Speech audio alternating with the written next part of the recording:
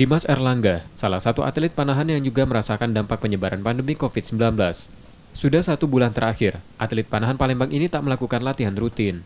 Meski begitu, Dimas tetap menjalani latihan mandiri di rumah dengan menu latihan ringan hingga teknik dasar memanah.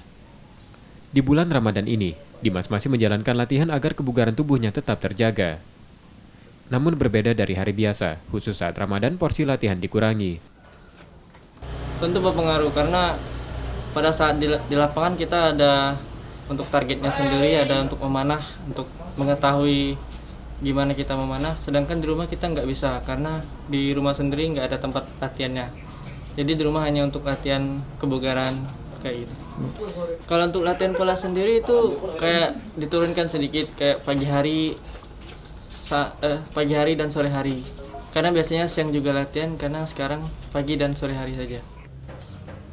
Untuk menjaga kebugaran tubuhnya saat berlatih mandiri, terlebih saat Ramadan, Dimas tetap mengkonsumsi makanan bergizi serta menjaga pola hidup sehat.